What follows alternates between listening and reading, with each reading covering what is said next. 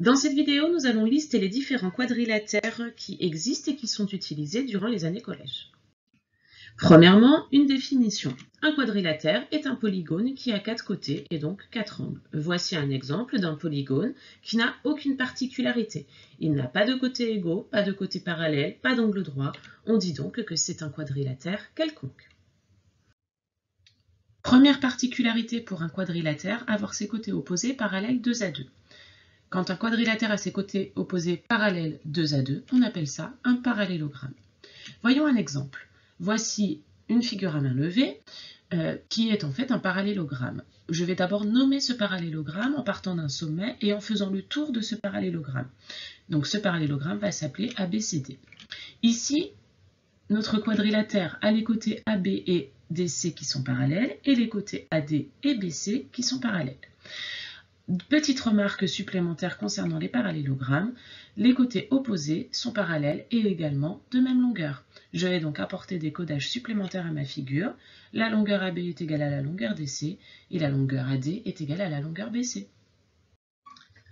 Deuxième quadrilatère particulier, un quadrilatère qui possède 4 angles droits. On appelle ça un rectangle. Voici une figure à main levée d'un rectangle que j'appelle RECT. Pour montrer que c'est un rectangle, je dois impérativement coder mes angles droits.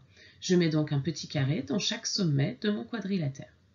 Remarque numéro 1, pour un rectangle, les côtés opposés sont 2 à 2 égaux, comme pour un parallélogramme. De plus, remarque numéro 2, les côtés opposés sont également parallèles 2 à 2. Ainsi, un rectangle est forcément un parallélogramme.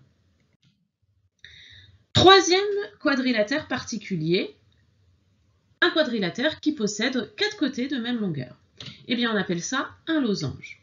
Voici un losange que j'appelle LOSA. Si mon losange a ses 4 côtés de même longueur, je dois impérativement apporter le même codage sur chacun des côtés de mon losange. Je peux faire également les remarques supplémentaires. Les côtés opposés sont 2 à 2 parallèles. Un losange est donc également un parallélogramme. Enfin, le dernier quadrilatère que nous allons voir est le quadrilatère qui possède 4 côtés de même longueur et 4 angles droits. Eh bien, on appelle ça le carré.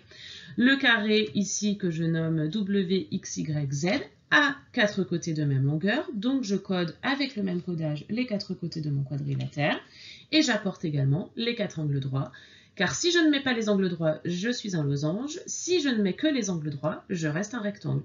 Pour un carré, vous devez impérativement apporter le double codage. Comme pour le rectangle, le carré a ses côtés opposés parallèles 2 à 2. En fait, un carré est un parallélogramme, mais également un losange et également un rectangle. Pour résumer la situation, nous pouvons dire que tout d'abord, nous avons les quadrilatères quelconques, que parmi ces quadrilatères quelconques se trouvent les quadrilatères qui ont leurs côtés opposés parallèles et donc de même longueur, c'est-à-dire les parallélogrammes. Dans les parallélogrammes, nous avons la catégorie des rectangles qui ont 4 angles droits et des losanges qui ont 4 côtés de même longueur. On voit qu'à l'intersection des losanges et des rectangles, il y a une zone commune. Cette zone commune, bien, c'est la zone des carrés.